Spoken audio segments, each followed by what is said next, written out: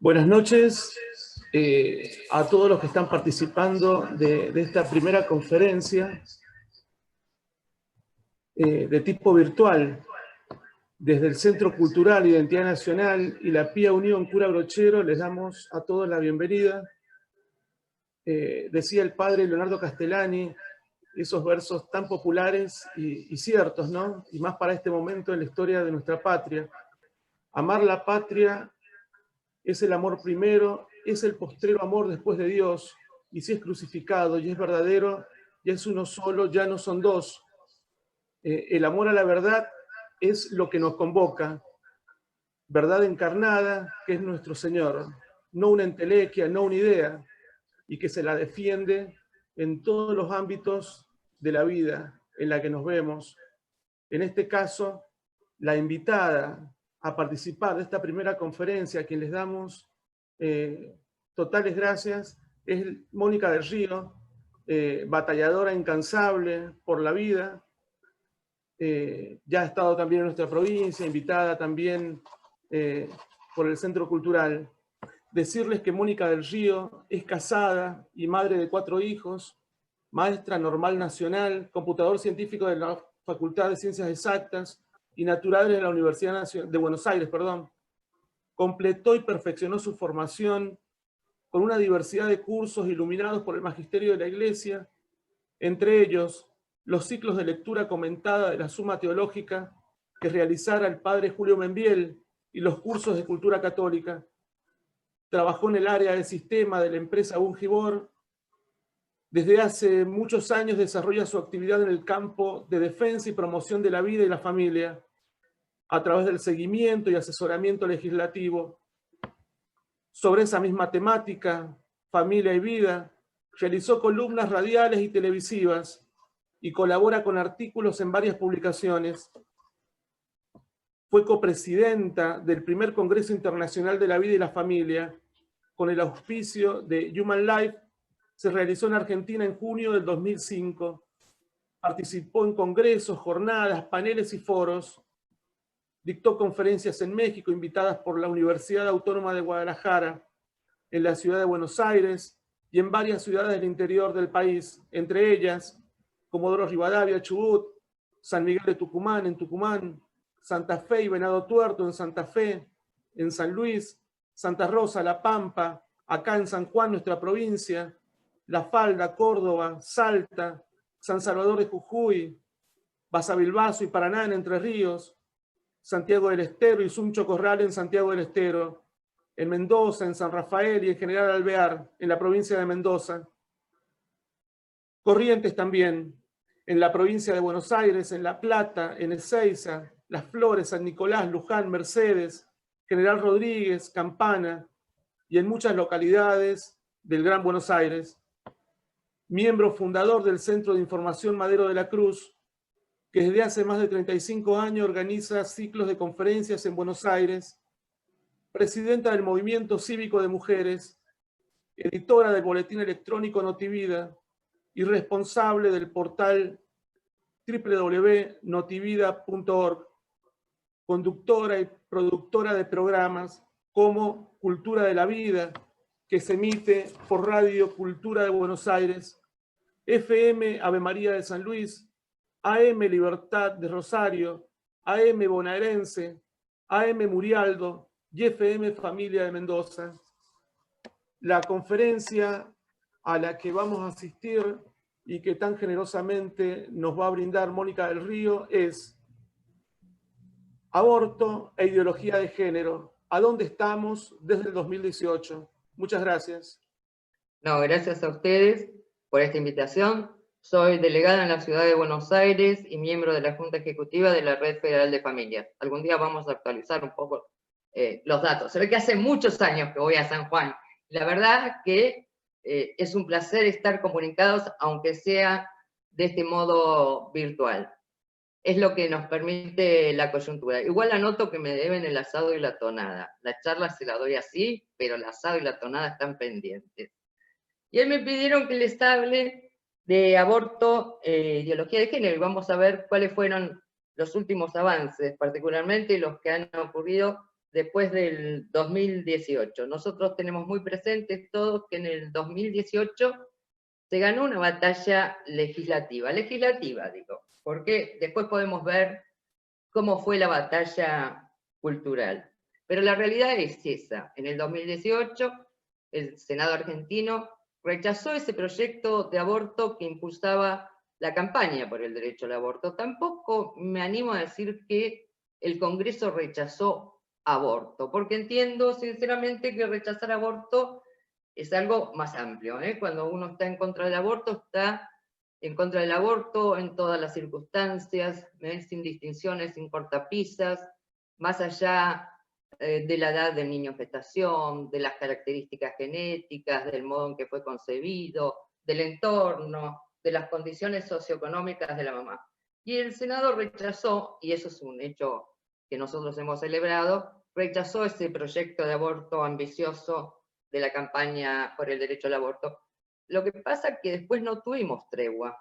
Ese mismo día, ese día que todos recordamos, que tomamos frío y estuvimos bajo la lluvia y nos acostamos muy entrada la madrugada, a la mañana siguiente, al estilo del macrismo tempranito, anunciaba el presidente Macri en ese momento que ese debate por la despenalización del aborto iba a continuar. Horas después, Marcos Peña nos decía que iba a continuar en la reforma del Código Penal. Un Código Penal que preparó el macrismo, que envió en marzo del año pasado al Congreso y que básicamente incluía el fallo FAL, es decir, aborto en todo caso de violación, y el peligro para la salud integral de la mujer. De todas maneras, ese fue el anuncio cuando recién estábamos descorchando. Pero había otra cosa que había pasado, que Macri no anunció, que nosotros en ese momento desconocíamos, y que en la práctica es tanto o más grave que esa reforma. Unos días antes, en julio del 2018, la ANMAT le había autorizado al laboratorio Domínguez la comercialización y fabricación del misoprostol de 200 microgramos. El laboratorio Domínguez venía fabricando misoprostol, hacía el Misop 25, una concentración 8 veces más chica que se utiliza como inductor del parto. Y en aquel momento, después que se aprueba diputados y antes de que trate el proyecto el Senado, ya se le autoriza la fabricación de esto, que ya no es un inductor de parto, que es una concentración para usar vía vaginal, es directamente un abortivo. Y ahí empiezan a vender misoprostol a los hospitales, incluso venía en cajitas, sigue viniendo en cajas de 48, 100 unidades para vender en los hospitales.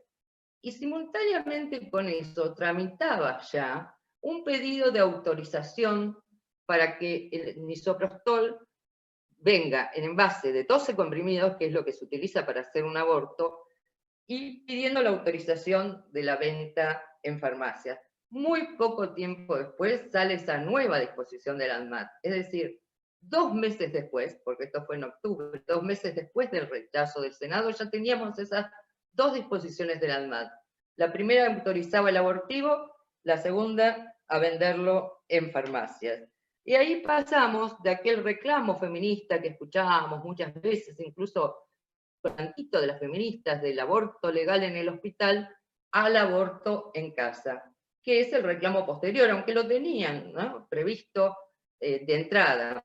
Ya por el año 2010 editan el primer manual, ese que explica cómo hacerse un aborto con pastillas, lo hacen lesbianas y feministas por la despenalización del aborto, se lo edita la editorial de las Madres de Plaza de Mayo, y en la tapa tenía un sellito que decía fácil, barato, seguro, en casa. Ese era el objetivo. Incluso cuando desfilaron durante el debate en el Congreso las activistas de Nuevo Encuentro, que son pioneras en esto de facilitar el aborto medicamentoso, porque empezaron en Morón cuando era intendente Sabatella, bueno, cuando desfilaban por el Congreso, con ocasión del debate, pedían esto del aborto en casa. Entonces pasamos ya en 2 meses del rechazo del Senado, no solamente el aborto en el hospital, sino un pasito más al aborto en la casa. Ese cambio del aborto en casa, de la venta en farmacias, por supuesto que favoreció el acceso al misoprostol. Lo decían incluso hace un par de años las propias feministas. Nosotros tenemos en la ciudad de Buenos Aires 60 centros de salud que dispensan gratuitamente misoprostol. Pero claro, eso no pasa, afortunadamente, en el resto del país. Entonces decían las feministas que con esta autorización de la venta en farmacia podían llegar a todos los rincones del país porque cualquier pueblito tiene una farmacia. Así que poder hacer el aborto en casa facilita el acceso, esta venta en farmacias, al abortivo, pero tiene otra cosa que es tanto más preocupante, induce un profundo cambio cultural, ese que estamos viendo en materia de aborto a lo largo de todos estos años. ¿Por qué? Porque hacer el aborto en casa lleva a pensar que el aborto es algo que solo corresponde a la esfera íntima de la mujer, que no involucra a nadie más, que ella sola lo puede decidir. Esta disposición de la ANMAT, de la autorización de la venta en farmacias, da una señal a la sociedad. El aborto es algo sencillo, algo irrelevante. Facilitar el aborto en casa, entonces, no solamente incrementa el aborto, sino que le resta trascendencia a un acto tan grave, gravísimo, como es el asesinato del hijo. O sea, con esa disposición que tuvimos 2 meses después del rechazo del Senado, no solamente se masificó el aborto, también se banalizó. Y ya que hablamos de estos cambios culturales que se han producido en materia de aborto en los últimos años, señalemos que, bueno, a eso cooperó mucho la manipulación del lenguaje, que todos hemos visto. Fueron modificando el lenguaje respecto a aborto en los últimos 15 años. No me voy a adentrar en esos eufemismos que todos conocemos y todos rechazamos. Voy a señalar esto. Cuando nosotros empezamos con los abortos, con el primer, lo que sería el antecedente del protocolo vigente, arrancamos en el año 2007 con una guía por título Guía para la Atención Integral de los Abortos No Punibles. La hizo Ginés González García al final del gobierno de Néstor Kirchner, poco antes de que asuma Cristina. No fue avalada por resolución, pero sacaron la guía. Una guía que es del 2007, que fue actualizada en el año 2010 y que tenía el mismo título. Yo quiero reparar un poquito en ese nombre. Era una guía. ¿Qué es una guía? ¿Cómo lo ve la sociedad una guía? Bueno, como algo que orienta. La guía no es más que eso, una pauta orientativa. Ahora, en cambio, tenemos protocolos que ya se entienden de un modo diferente. Un protocolo suena más a un reglamento. Y acá no estoy hablando del valor jurídico de la guía o del protocolo, que en ambos casos puede ser nulo, pero estoy hablando de aquello a lo que el lenguaje induce. Arrancamos con una guía de aborto no punible, ahora tenemos protocolo.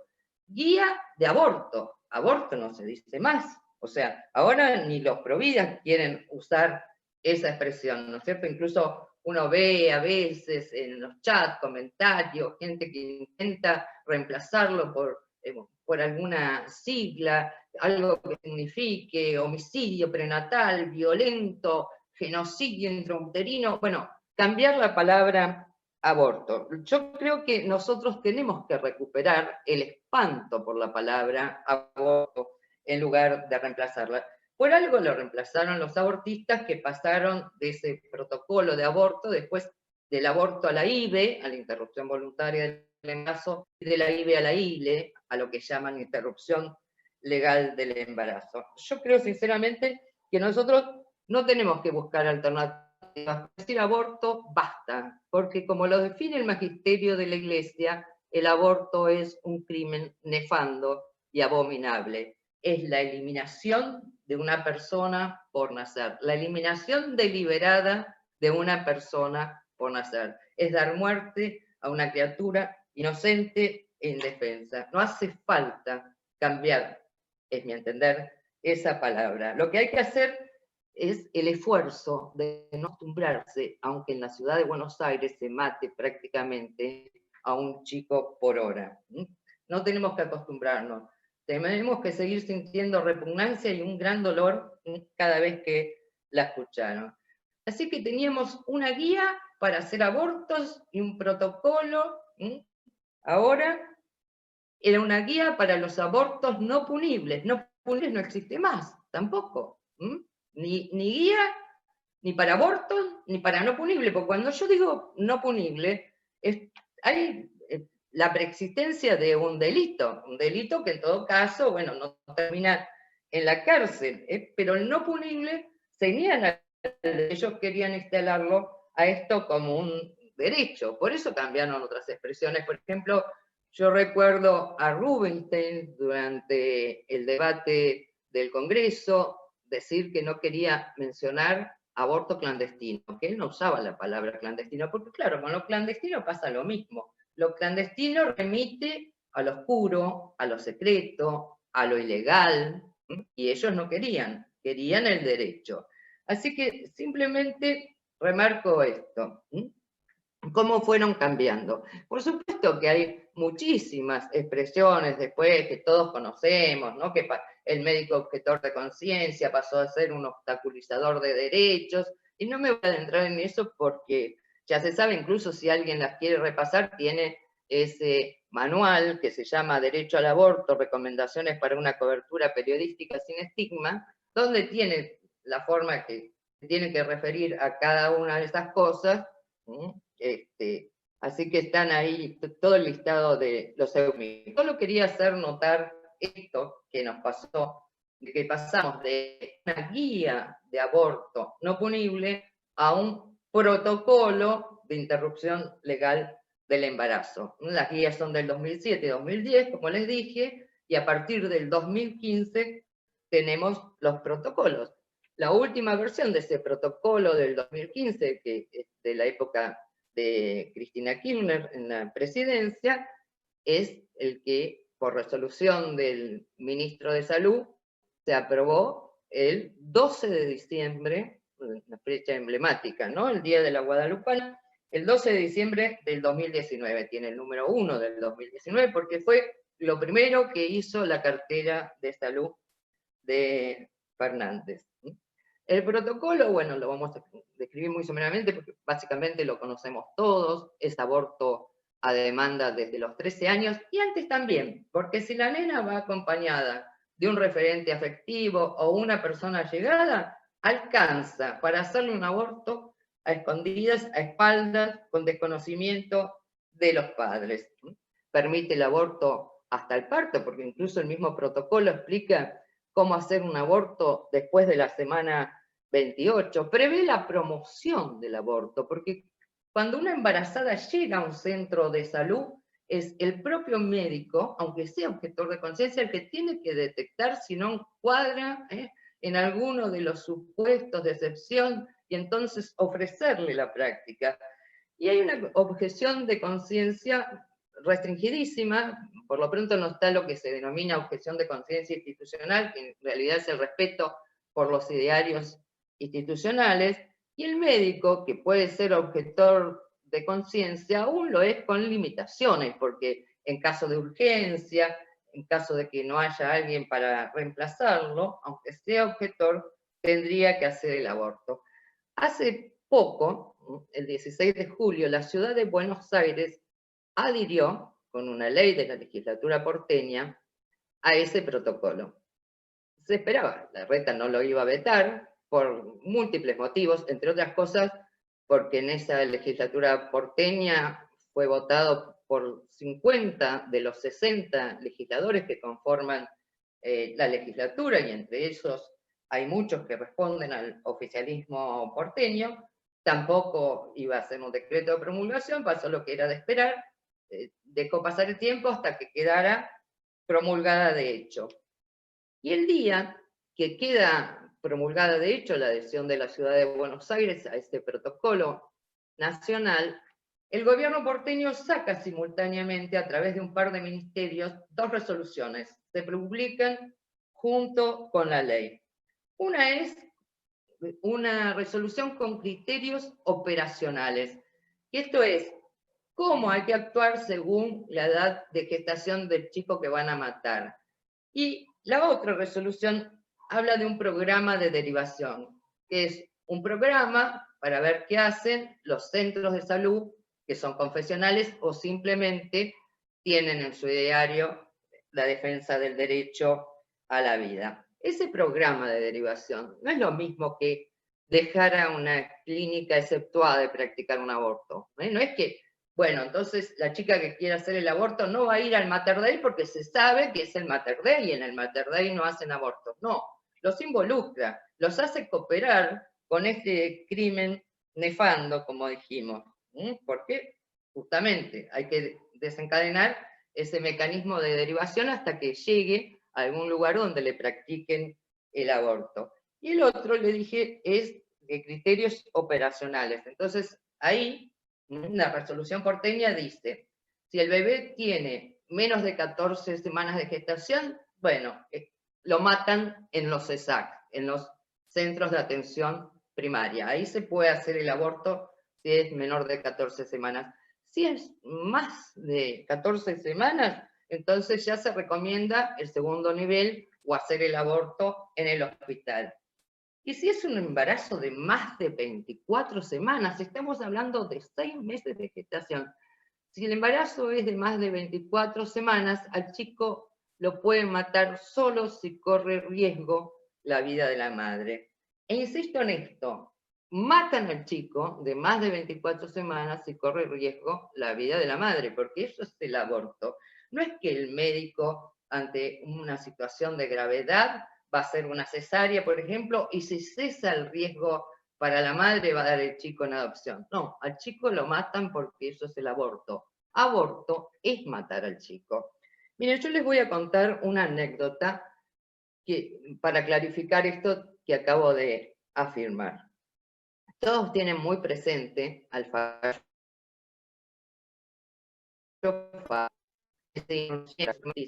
del año 2012. Eso lo tenemos todos presente. A lo mejor lo que no tenemos tan presente, ¿cuáles fueron los antecedentes de ese fallo FAL? Se produjeron en Chubut 2 años antes. En marzo del 2010 se judicializan 2 pedidos de aborto, sumamente parecidos eran. Los 2 ocurrieron en Comodoro Rivadavia. Eran 2 adolescentes. Ambas tenían 15 años. Las 2 habían sido violadas recurrentemente desde la infancia por el concubino de la mamá. Las 2 tenían un embarazo avanzado de más de 5 meses de gestación. Y en uno y otro caso se solicita el aborto por el peligro para la salud psíquica, porque estamos hablando de los antecedentes del FAL, ¿no? El FAL después dice, bueno, en todo caso de violación que se haga el aborto. Pero antes se fijaban que fuera de mente o idiota. Bueno, entonces lo piden por el riesgo para la salud psíquica. Ambos abortos se practican mataron a los 2 chicos en el materno infantil de Trelew. A los 2 pibes los mató la misma médica de la campaña por el derecho a aborto, la ginecóloga Estela Maris Manzano. En el primer caso, ¿cómo fue el trámite judicial que antecedió al fallo FAL? Llega el primer pedido de aborto, la jueza de primera instancia lo rechaza, dice no, no pueden hacer el aborto. Apelan, y la Cámara de Apelaciones confirma esa denegatoria, dice no, el aborto no. Y entonces la mamá de la nena violada va al Tribunal Superior de Justicia de la provincia de Chubut. El Tribunal Superior de Justicia le autoriza la práctica del aborto y a su vez le permite, digamos, el recurso extraordinario ante la Corte. La Corte se expide 2 años después de que habían matado al pibe en abstracto, y es el famoso caso FAL. Simultáneamente, tramitaba ese otro pedido de aborto, ese tan parecido, otra nena de 15 años, violada por el concubino de la mamá, de 5 meses de gestación. En ese, bueno, el segundo caso, en la primera instancia le niega el aborto, nuevamente, como había pasado con el caso anterior. Cuando va a la Cámara de Apelaciones, la Cámara, que 15 días antes había dicho que no hagan el aborto, en el primer caso, ahora dice que lo practiquen. ¿Y por qué? Porque la sentencia anterior de la Cámara de Apelaciones acababa de ser revocada por el Tribunal Superior de Justicia de Chubut. En este trámite judicial intervinieron 3 defensoras públicas. O sea, había una defensora de la nena violada, había una defensora de la mamá, que en ambos casos era la mamá, la concubina del violador, la que pedía el aborto, y había una tercera que era la defensora en jefe de Comodoro Rivadavia, o sea, las otras 2 dependían de esta defensora, pero ella tenía un doble rol. Además de ser defensora en jefe de Comodoro Rivadavia, era, como le dirían los abogados, la tutora ad litem del nasciturus. Ella era la defensora del niño por nacer. Es decir, tenían una defensora la chica violada, otra la mamá y otra niño por nacer. Cuando se da el segundo caso, y la Cámara, contrario a lo que había dicho 15 días antes, dice que practiquen el aborto, la defensora no hace nada. Y era la defensora del chico. Por más que esté el antecedente del Tribunal Superior de Justicia, uno dice, pero ¿cómo? Es la defensora de un pibe que dicen que van a matar, ¿no? Entonces la llamé por teléfono y la entrevisté. Marzo del 2010, 2 años antes del fallo FAL, justamente para preguntarle por qué no había apelado siendo la defensora cuando dijeron que maten al chico. Y exactamente ella, doctora Iris Moreira, me contestó, frente al fallo de Cámara, que habían 2 posibilidades, yo podía recurrirlo o consentirlo. Y me dijo, pero un recurso hubiera sido estéril, porque el Tribunal Superior de Justicia se acababa de expedir. Entonces, cuando la Cámara autoriza el aborto, yo inmediatamente, 15 minutos después, le digo que rechazo ese derecho que tengo a impugnar, se lo hago saber, y el fallo de Cámara queda firme.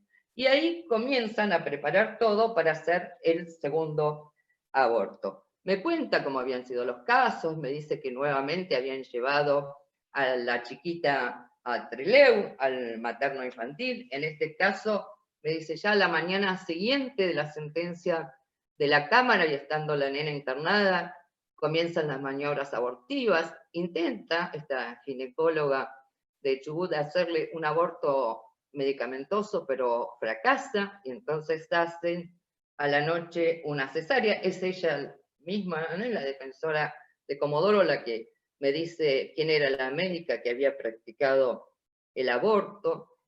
Y entonces yo le pregunté, ¿y cuál era la edad gestacional del bebé que mataron? Y me dijo, en el momento del aborto tenía 23 semanas y 2 días. Entonces le dije, pero doctora, muchos chicos sobreviven con esa edad gestacional. Si se le prodigan cuidados neonatológicos, se lo ponen en una incubadora, el chico puede vivir. Digo, y usted era la defensora de ese chico, ¿por qué no hizo nada? Y me dice, le digo, ¿usted no previó cuidados para su defendido? Y tajantemente me contesta, no, de ninguna manera, porque el fallo de Cámara decía aborto. Entonces le pregunto a la doctora Moreira, ¿y qué entiende usted por aborto? ¿Aborto es matar al chico? Y me contesta, exactamente, aborto es matar al chico. Lo otro hubiera sido adelantar el parto. Tengo muy presente aquella entrevista del año 2010 y la respuesta de la defensora de Comodoro Rivadavia. Aborto es matar al chico. No se olviden. En materia de aborto, nosotros hemos tenido, en general a lo largo de los últimos años, 4 hitos, en los últimos 10 años. Algunos los hemos mencionado ya ligeramente. Uno es ese inicuo pronunciamiento de la Corte que conocemos con las iniciales, Fuentes Aurora Luisa, FAL. El segundo fue el protocolo del 2015, ese que por primera vez presenta al aborto como un derecho de la mujer, ese que después se fue actualizando hasta el actual. El tercero fue el debate del 2018. Y esto no lo podemos dejar de decir, porque algunos dicen, bueno, pero Macri dijo en Tucumán que era provida, incluso se reunió con legisladoras de su espacio político que votaron en contra, y le dijo, pero yo pienso como ustedes, yo en lo personal estoy en contra, pero Macri abrió el debate. La semana pasada se publicó una nota de una periodista feminista que hablaba del 2018 como justamente un año para los abortistas bisagra. Y se lo hemos escuchado mencionar ahora con ocasión de esta adhesión de la legislatura porteña al debate de aborto a los propios funcionarios del Ministerio de Salud porteña. ¿Cuánto incidió el debate del 2018? Ese debate puso el tema en los medios de comunicación, lo instaló en las calles y hasta en las mesas de la mesa familiar. Entonces, esos son hitos que hemos tenido, el fallo FAL, el protocolo del 2015, el debate del 2018, y el último para mí es esto que ya les mencioné, que era la facilitación del acceso al misoprostol. A partir, además de esa fabricación y comercialización del misoprostol de 200 microgramos, uno puede ver las compras que los gobiernos nacionales o provinciales hacen de este abortivo. No es que antes no estuvieran las compras, pero todos recordamos que antes se usaba el oxapros, ese misoprostol mezclado con diclofenac, que en realidad estaba autorizado como un medicamento para tratar úlceras gástricas. Entonces, cuando uno veía antes las compras del Estado, no sabía si estaban comprando abortivos o ese remedio tenía otros fines. A partir del misoprostol 200 para uso vaginal, incluso porque el gobierno nacional, por ejemplo, compra las cajitas de 12 comprimidos, esas que son para cada cajita, es un pibe que liquidan. Entonces, ahí no nos quedan dudas. Hay compras hechas por las distintas provincias, uno puede ver cuánto compra Mendoza, que no compra tanto, igual cada cajita mata un pibe, insisto, pero bueno, no compra tanto en proporción con la población de Mendoza. Por ejemplo, si uno mira La Pampa, compra muchos más abortivos proporcionalmente que Mendoza. Le anticipo, antes de que los amigos de San Juan me lo pregunten, que no he visto por lo menos compras hechas desde el gobierno de San Juan, desde el Ministerio de Salud de San Juan, del abortivo, tampoco desde el Hospital Rawson, porque, por ejemplo, en otras provincias, en la ciudad de Buenos Aires, por ejemplo, además de lo que compra el gobierno de la ciudad, que es el distrito que más abortivos compra, además de lo que compra el gobierno de la ciudad, están las compras que hacen los hospitales, es decir, un hospital cuando repone insumos, cuando pide las compras, hace unas contrataciones menores donde está el listado de los medicamentos y entre esos está el misoprostol de 200 microgramos para hacer los abortos. Yo he visto compras hechas en la ciudad de Buenos Aires por el Ramos Mejía, por el Pirovano, por el Rivadavia, amén del que compra el gobierno de la ciudad, porque es el Ministerio de Salud porteño el que a su vez le manda el misoprostol a los centros de atención primaria, a esos CESAC, que son como 45 en la ciudad de Buenos Aires. Antes, en el 2014, la mayoría, que es desde cuando se tiene un registro, porque fue un año importante, donde empezaron a crecer mucho los abortos en la ciudad del año 2014, porque es el momento que desde el gobierno le empiezan a mandar los abortivos a los centros de atención primaria. Pero en ese momento la mayoría de los abortos de la ciudad se practicaban en los hospitales. En el registro del año pasado, el 84% de los abortos se hicieron en estos centros de atención primaria. En la ciudad de Buenos Aires han matado el año pasado 8.388 chicos. El gobierno de la provincia de Buenos Aires también compra misoprostol. Lo había anunciado Kicillof en marzo, que la provincia iba a comprar 80.000 comprimidos de misoprostol. Acá no habla ya de tabletas, sino de la cantidad de comprimidos. La ciudad había comprado, perdón, en pocos meses, más de 100.000 comprimidos, en la ciudad de Buenos Aires. 26 millones de pesos. Les doy la cifra, que es un detalle de color simplemente, porque, digamos, no importa si Kicillof mata más barato que la reta, digamos, acá lo grave siempre que maten un pibe, caro o barato, por eso le digo, es un dato simplemente adicional. Kicillof, a diferencia del gobierno nacional y el gobierno de la ciudad, le compra los abortivos al laboratorio santafesino, se llama Laboratorio Industrial Farmacéutico Sociedad del Estado, al que es del Estado, FIL.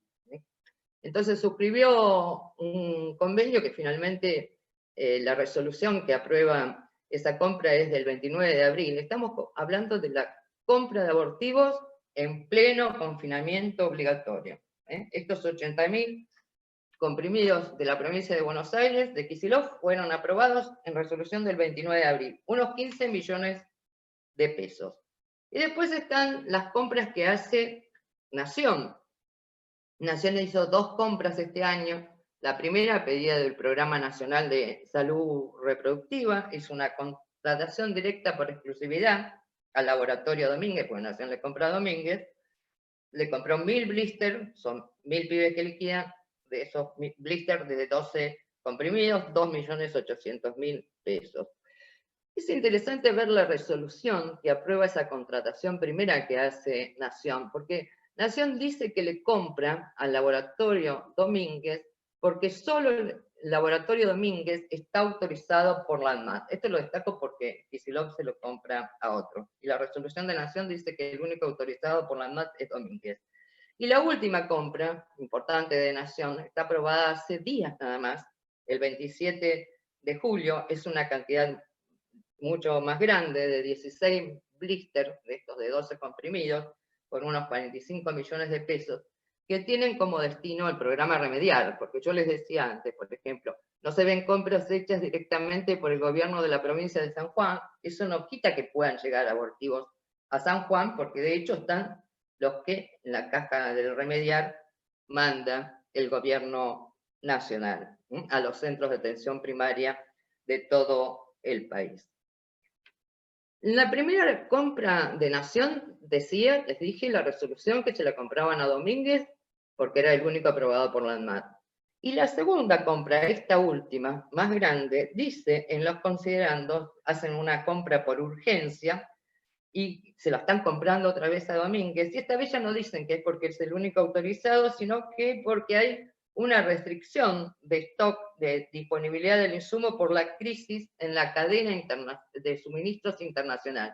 Es decir, como hay problemas en la circulación de medicamentos y también del misoprostol, se lo vuelven a comprar a Domínguez, porque el gobierno nacional tenía previsto en esta ocasión comprarle al Fondo de Población de Naciones Unidas, según habían anunciado. Bueno, acá voy a dejar el paneo respecto del tema aborto. Más o menos estas son las últimas cosas que nos han sucedido para tratar de pasar ligeramente también a ver qué pasó en materia de ideología de género. Por supuesto que todos sabemos que con el actual gobierno todos los días tenemos una novedad respecto a la ideología de género. De todas maneras, no quiero arrancar de este gobierno un poco porque estamos viendo lo que pasa desde el 2018 y otro poco para que no parezca que esto arrancó con Alberto Fernández. El macrismo siempre ha impulsado la ideología de género. Por ejemplo, cosas recientes las recordamos todos, Macri hablándole de la agenda de género a los líderes y particularmente a las mujeres del G20, o la red inaugurando la primera casa trans de Latinoamérica, pero es una cosa que viene de hace mucho en el gobierno porteño. Por ejemplo, si uno piensa en matrimonio igualitario, usualmente lo liga al kirchnerismo, porque se aprobó durante el gobierno de Cristina, porque la única sesión que fue en esta Kirchner a la Cámara de Diputados era esta, porque hubo una inmensa presión. Lo recordarán especialmente a lo mejor los sanjuaninos, porque, por ejemplo, Cristina se subió a un par de senadoras al avión que la llevaba a la China, que iban a votar en contra del matrimonio igualitario, y una fue la de ustedes, Marina Río Frío. O sea, uno tiene como asociado el matrimonio, y está bien, el matrimonio igualitario al kirchnerismo, pero hubo un hecho que desató matrimonio igualitario antes, que fueron las presentaciones judiciales. Digamos, la estrategia era, se presentan dos personas del mismo sexo en un registro civil, piden que los casen, el registro civil, por supuesto, les decía que no lo podía casar, e iban a la justicia. Y en el año 2009 se presentaron dos activistas gay, Freire y Di Velo. Años después dirían que fue solo un gesto de militancia, que no eran pareja, ni tenían pensado vivir juntos, pero bueno, se presentan, piden casarse, la justicia porteña le autoriza el casamiento, y ahí tenía que apelar el gobierno de la ciudad, y en ese momento era Macri el jefe de gobierno. ¿Y qué dijo Macri? Macri no apeló porque dijo en aquel momento textual: yo privilegio el derecho de cada uno a decidir aquello que lo hace más feliz. No me voy a detener en la frase porque habría que empezar por explicar qué es la felicidad, que Macri evidentemente desconoce, pero bueno, ese fue un antecedente importante de matrimonio igualitario que se dispara a raíz de esto al año siguiente. O la ciudad de Buenos Aires inscribiendo en el año 2012, cuando Macri era jefe de gobierno, al primer bebé del mundo. Yo hice notas para medios europeos que estaban anonadados porque en Buenos Aires había un chico con dos papás.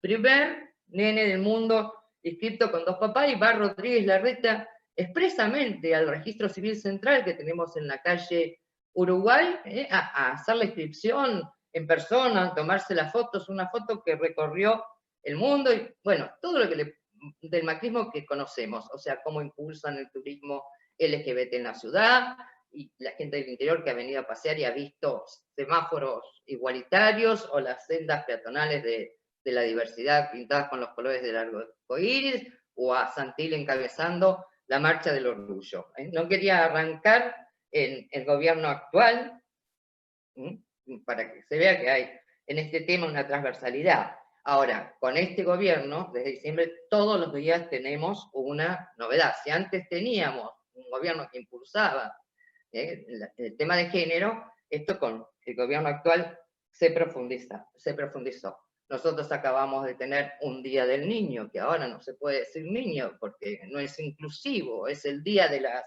Infancias, o las nuevas sociedades que se inscriben en la EGJ tienen que tener un cupo de mujeres o personas LGBT, no pueden estar todas formadas por varones, y escuchamos anunciar un plan de obras públicas con perspectiva de género, y al Banco Central que hace las comunicaciones en lenguaje inclusivo, todas esas cosas que nos están sucediendo ahora. Es la primera vez que Argentina tiene un Ministerio de las Mujeres, Género y Diversidad. Fíjense que ya el nombre denota lo ideológico, ¿eh? En la Cámara de Diputados pasa lo mismo. Antes teníamos la Comisión de Familia, ahora tenemos la de las mujeres, ya no vamos con los niños, ya no vamos con los ancianos, ya no vamos con las mujeres con la diversidad. Aparte, una comisión de mujeres y diversidad. La propia ministro de las mujeres, género y diversidad, que es Elizabeth Gómez Alcorta, que estuvo varias veces en el Congreso este año exponiendo en reuniones informativas, destacaba que con este gobierno por primera vez hay una subsecretaría de Estado de la Diversidad. Este nuevo Ministerio de las Mujeres, que Gómez Alcorta encabeza, lanzó varias cosas este año, no paran. Lo primero que hicieron fue el Plan Nacional de Acción contra las Violencias por Motivo de Género. Es un plan que ya en su prólogo dice que más que un plan es un cambio de paradigma. Y ahí va a explicar que la perspectiva de género insertada en el enfoque de los derechos humanos produce una transformación social. O sea, lo dicen en la cara. Es la revolución cultural anticristiana, no cabe duda. Ese plan se basa en 3 dimensiones de la autonomía de la mujer y las personas LGBT. Habla de autonomía física, es decir, esto de garantizar derechos sexuales y reproductivos, que sabemos que no son otra cosa que anticoncepción, aborto, esterilización quirúrgica y libre elección de la orientación sexual. Habla de autonomía económica, una mujer ya que no dependa del ingreso de un esposo, de ninguna otra persona, que tenga capacidad de generar ingresos y tener recursos propios, y autonomía en la toma de decisiones, que es una mujer volcada en lo social, ocupando lugares en los distintos niveles de los poderes del Estado. Cuando yo vi este Plan Nacional contra las Violencias, me acordé de una encíclica de Pío XI.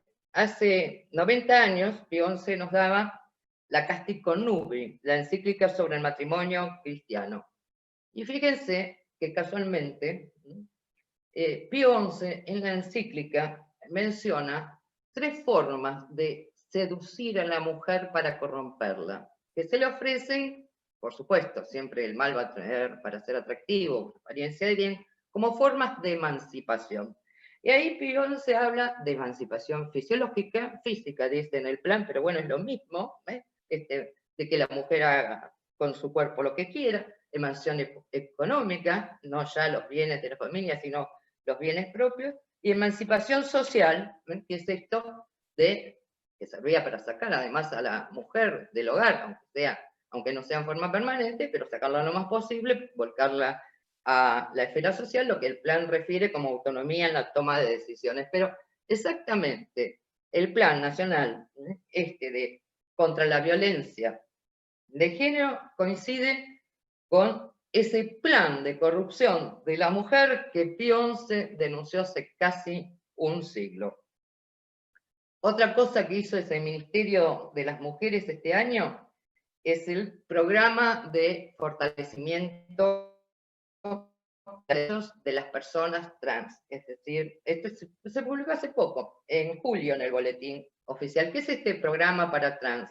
Es una suerte de dispositivo de asistencia a esta población en materia de educación, salud y empleo. Por ejemplo, se prevén en educación becas especiales para personas trans, programas que le garanticen de alguna manera o les faciliten la terminalidad educativa, porque se sabe por alguna encuesta que hay que en realidad son pocos los que terminan los estudios, incluso primarios. En salud les facilitan el acceso a todo esto que le permitió la ley de identidad de género, los programas de tratamientos de hormonización. Esto lo decía también la ministra de las Mujeres en la Cámara de Diputados en alguna reunión informativa, si bien la ley de identidad de género se los garantiza, después por ahí no saben hacer bien el trámite, hay que facilitárselo, o tratan de que los médicos sean el personal de la salud, que sea inclusivo. Y en materia de empleo, todo lo que tiene que ver con el cupo laboral trans, hay un montón de proyectos pidiendo el cupo trans, incluso son de los pocos que se han ido tratando que sean reuniones informativas en diputados. Y en la justificación de este programa para personas trans, dice que, digamos, la necesidad surge de la expectativa de vida que tiene la población trans, que en Argentina ronda entre los 35 y 40 años, y lo que el plan llama circuitos de supervivencia, o sea, el modo que tienden a sobrevivir, que normalmente son, y así están mencionados, la prostitución y el narcomenudeo. Esta semana Fernández nos dio otra sorpresa. Creó por decreto el Gabinete Nacional para la Transversalización de las Políticas de Género. Esto ya lo había anticipado también Gómez Alcorta hablando en el Congreso, porque decía, no alcanza con tener un ministerio de las mujeres, un ministerio que sea uno más. Lo que tenemos que hacer es lograr que todos los ministerios trabajen con perspectiva de género. Bueno, justamente esto es lo que hace este Gabinete Nacional para Transversalizar las Políticas de Género, que está formado por los titulares de cada cartera y además por el titular del INDEC, del PAMI, del ANSES. Se reúnen periódicamente y a su vez tienen una mesa de coordinación que tiene reuniones más asiduas, donde a lo mejor le delegan la reunión a otra persona del ministerio, pero bueno, un lugar donde se reúnen a fin de que de alguna manera el Ministerio de las Mujeres monitoree las políticas públicas que emanan de los otros ministerios, para que no solo haya políticas públicas con perspectiva de género en el Ministerio de las Mujeres, sino que las tenga, no sé, trabajo, salud, desarrollo social, que todos, en cualquier política pública, inserten esta perspectiva de género. Todos estos avances que les mencioné son avances por decreto, porque el Congreso está haciendo poco, evidentemente, en el último tiempo. Si uno se planta a ver qué hizo el Congreso en materia de ideología de género del 2018 para acá, bueno, tuvimos un intento de avanzar con la ley de educación sexual integral después del debate, porque lamentablemente muchos en contra del aborto, estaban en contra del aborto, pero para evitar llegar al aborto proponían algunos anticonceptivos, otros por lo menos educación sexual. Entonces de eso se agarraron los abortistas como para impulsar el tema de educación sexual después del debate de aborto. Tuvo dictamen, no llegó finalmente al recinto, hubo una muy buena movilización del movimiento Provida con este tema, querían imponer una educación sexual, primero convertirla en una ley de orden público, así no se le escapaba a nadie, ni los tucumanos, y que es bien totalitario, bien al estilo totalitario, en todos los niveles, de todas las jurisdicciones, de todo tipo de establecimiento, meter esta educación sexual que tenía que ser científica, laica y respetuosa de la diversidad. Bueno, no prosperó al final en el 2018, eso se cayó. ¿Qué lograron en el 2018 sobre fin de año, ya en extraordinaria? Qué fecha rara para que salga una ley polémica, extraordinarias. 28, alrededor de la Navidad, casi en esa época, se aprobó el 18 de diciembre del 2018 con un trámite express, se aprobó el mismo día en las dos cámaras. 18 de diciembre el Congreso sanciona la ley Micaela. ¿Cómo logran meter un tema así en extraordinarias? Bueno, porque en esos días había sido la denuncia del colectivo de actrices sobre el caso Juan D'Artés. Entonces el tema de la violencia contra la mujer estaba en el tapete, en todos los medios, así logran forzar el tratamiento de la ley Micaela en extraordinarias. Eso fue 18 de diciembre de 2018, 2019, una tras otra, todas las provincias empezaron a adherir a la ley Micaela. San Juan lo hizo el 28 de noviembre del 19. La última provincia en adherir, los felicitamos por la resistencia, fueron a los tucumanos. La última provincia fue Tucumán, que lo hizo el 22 de mayo de este año. La autoridad de aplicación, en principio prevista en la ley, o sea, desde dónde iban a capacitar, salvo que fuera una ley especial, y en ese sentido, por ejemplo, San Juan fue una excepción, porque fueron capacitados desde la Dirección de la Mujer del Ejecutivo de San Juan y la Oficina de la Mujer de la Corte Provincial, pero en general se los va capacitando desde Nación, a los chaqueños, a los bonaerenses. La autoridad de aplicación era en principio de esta ley el INAM, el Instituto Nacional de las Mujeres, y a partir de diciembre vamos a tener el Ministerio de las Mujeres, la autoridad de aplicación de la ley Micaela, es el Ministerio de las Mujeres. Por eso la vemos a Dora Barranco, por ejemplo, recorriendo provincias, capacitando a gobernadores y funcionarios del Ejecutivo, como a jueces, como en legislaturas locales. Bueno, en el Congreso hay, más allá de eso que consiguieron, que avanzó después, la ley Micaela, en este momento hay todo tipo de proyectos, algunos que vienen presentando desde años, otros novedosos, otros que le cambian el nombre. Por ejemplo, hace años ya que se presenta un pedido de jubilación anticipada para las personas trans, pero claro, esto en los medios provocaba rechazo, porque cuando le dicen a la gente, mirá, si sos mujer te jubilás a los 60, si sos varón a los 65, y si sos trans a los 40, bueno, a la gente le hace ruido, entonces ahora le cambiaron el nombre. Por ejemplo, el proyecto que está ahora en diputados es una asignación universal equitativa para trans, que equivale a una jubilación que se que se ajusta por la movilidad jubilatoria, o sea, es lo mismo, pero proyectos hay muchísimos y se hicieron la mayoría de las reuniones informativas de la Comisión de Mujeres sobre el tema trans, sobre los proyectos que están dedicados a este colectivo, como le dicen. Bueno, y después pocas cosas avanzaron por el parate que tiene el Congreso. Una que yo lamenté especialmente, que despachó la Comisión de Cabecera, que es Legislación General, fue el Día de Visibilidad Lésbica. O sea, esa ley que pretende instituir el 7 de marzo de cada año como Día de la Visibilidad Lésbica e incorporar la fecha en el calendario escolar. ¿Por qué el 7 de marzo? Porque el 7 de marzo del año 2010 mataron a Natalia Pepa, le decían Gaitán.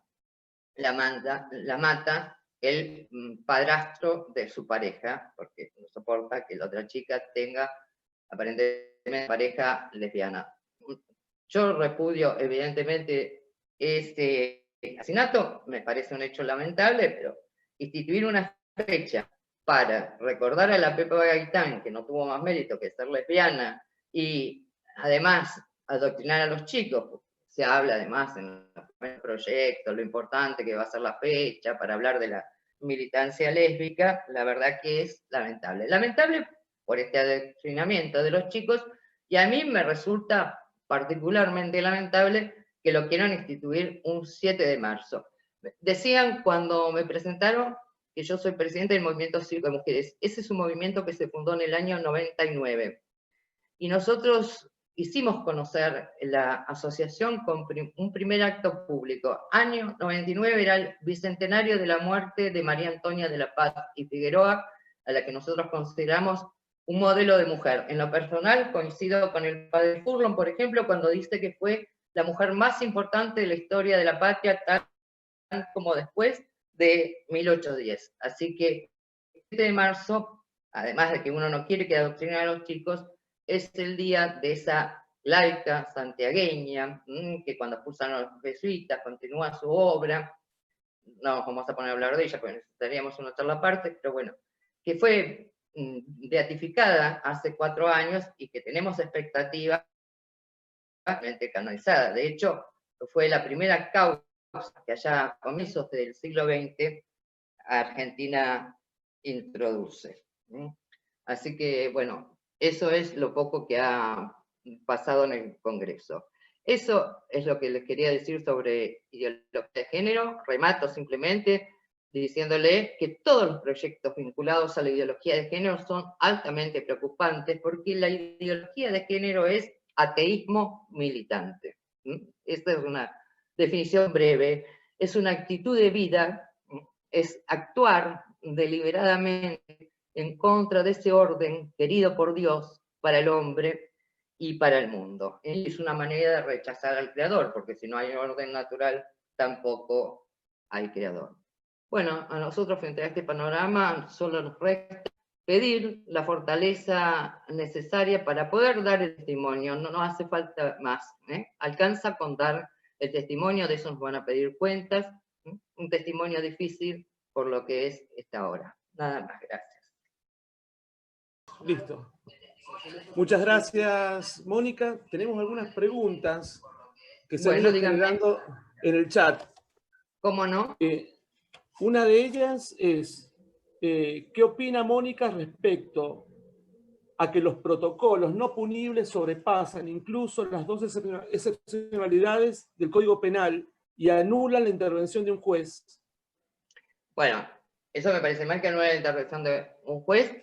Yo voy un poquito más allá, porque algo que he aprendido del doctor Bach de Chazal a lo largo de los años, en lo que él ha insistido mucho, que el 86 del penal es originariamente nulo e inconstitucional, porque ya en aquel momento vulneraba el 16 de la Constitución, que dice que todos somos iguales ante la ley, y el 29, que es el que no permite dejar a un grupo de personas al arbitrio de otro, que en este caso podrían ser la madre y el médico. O sea, originalmente nulo, y en el peor de los casos, si no se acepta esto, al menos derogado de hecho desde el 94. Eso ya es difícil de discutir, porque La Convención de los Derechos del Niño es taxativa, dice todo niño tiene derecho intrínseco a la vida, y acá se es niño desde la concepción y hasta los 18 años. Cuando Argentina aprueba la Convención, extiende esa garantía que tienen otros países, que es desde el nacimiento y hasta los 18, la extiende desde la concepción hasta los 18. O sea, acá es inconstitucional, evidentemente. Y bueno, pero se cuelgan los protocolos, fueron motivados por el fallo de la Corte. La Corte en el fallo FAL fue el que exhortó el dictado de los protocolos. Bueno, existe el prevaricato. Perfecto, Mónica. Acá también, que ya lo has dicho en la conferencia, pero piden ampliar sobre la ley Micaela. La ley Micaela, porque sí, medio como que lo pasé por alto. O sea, la ley Micaela es la que obliga a capacitarse en género a los tres poderes, al Ejecutivo, al Legislativo y al Judicial. Por eso vemos legislaturas provinciales donde, desde Buenos Aires, a lo mejor ahora, por este mismo medio que estamos utilizando, los capacitan, o funcionarios judiciales. Es eso, es capacitación obligatoria en género. Yo he seguido algunas jornadas, son absolutamente ideologizadas, absolutamente, dictadas por las feministas, y bueno, movilizadas por Elizabeth Gómez Alcorta, así que eso es la ley Micaela. En San Juan hice la salvedad, no fueron capacitados desde Nación, se capacitaron por la propia gente de la provincia. Bien. También preguntan, ¿qué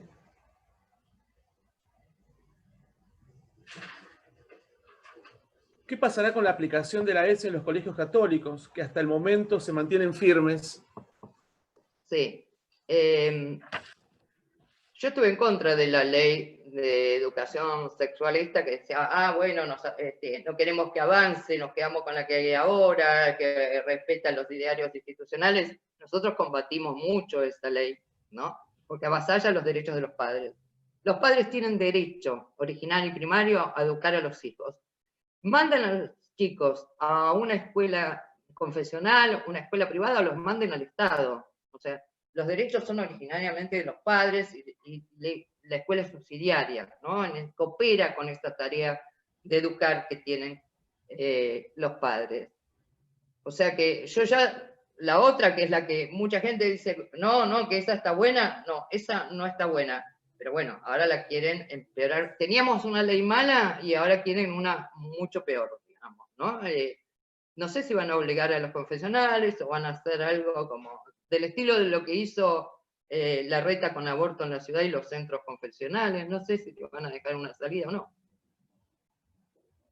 Pero los Bien. derechos, insisto, son de los padres en las escuelas de gestión privada y en las de gestión pública también.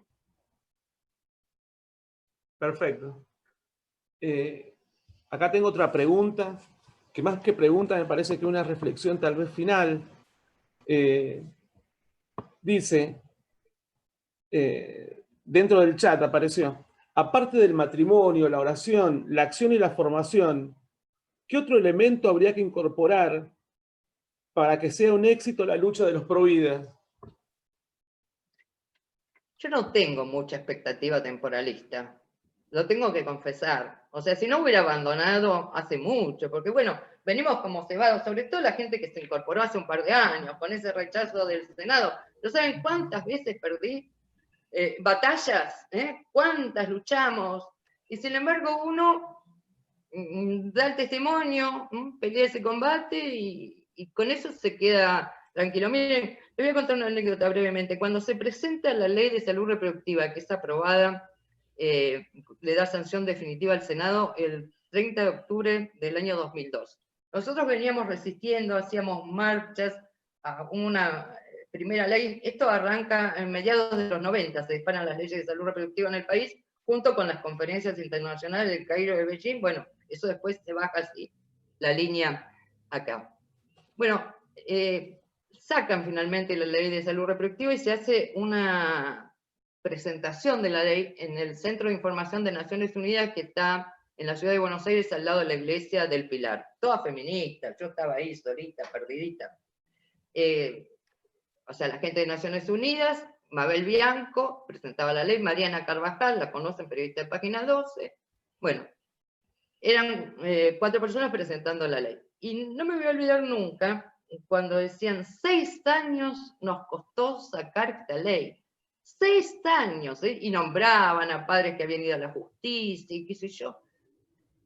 Yo no me sentí mal, no dije 6 años y perdí. Porque además no estamos hablando de una fábrica de cartones. O sea, 6 años de no tener ley de salud reproductiva. ¿Y cuántas vidas se habrán salvado? Eso lo vamos a saber el día del juicio, porque, bueno, porque no hubo una repartija masiva de anticonceptivos de efecto abortivo, cuántos chicos menos se habrán corrompido, cuántos llegaron a salir de las escuelas antes de que los empiecen a adoctrinar. O sea, uno se tiene que conformar con eso, no conformar mal, o sea, sin expectativa temporalista, pero con una sana esperanza cristiana, saber que a uno se le pide el testimonio, no nos van a pedir, como dice el padre Sáenz siempre, los trofeos el día del juicio, vamos a tener que mostrar las cicatrices del combate, nada más. Bien, creo que es la última, Mónica, y acá me preguntan, ¿qué recursos tiene hoy quienes trabajan en el Poder Legislativo para oponerse a la ley Micaela? Y trataron en muchos lugares, ¿no? Está muy difícil porque evidentemente resistieron, por ejemplo, a nivel local, muchos los tucumanos, en particular la gente de Fuerza Republicana, resistió la sanción de la aprobación, y no quita que algún diputado pueda pedir la derogación de la ley. O sea, si uno va a los números, evidentemente tiene poca chance, por esto de que han ido trabajando en una batalla cultural, ¿no? Importante. Tiene poca chance, lo que pasa es que, bueno, insisto, nosotros tenemos que dar testimonio, no especular con los resultados. No hay que confundirse en esto. Uno tiene que tener muy claro que uno no es el que multiplica. A veces cuando uno ve tanta expectativa, no, pero la encuesta dice que en caso de violación la mayoría de la gente está de acuerdo con uno, se quiere matar. Tiene ganas de decirle, te equivocaste, entendiste mal, no sos el que multiplica. Poné los 5 panes, no te quedes una amiga en el bolsillo y listo, ya está. ¿Viste? Es la parte que te toca. Bueno, listo. Muchas gracias, Mónica. No, y a todos quienes han participado, invitarlos a nuestro próximo evento, que será una conferencia del padre Miguel Ángel Fuentes. Ya próximamente en nuestro canal va a aparecer la invitación. A todos, muchísimas gracias, particularmente desde el Centro Cultural y la Pía Unión Cura Brochero, a Mónica, por tan generosa, digamos, su presencia en esta conferencia virtual. Y muchas gracias a todos. Buenas noches. Buenas noches a todos. Gracias.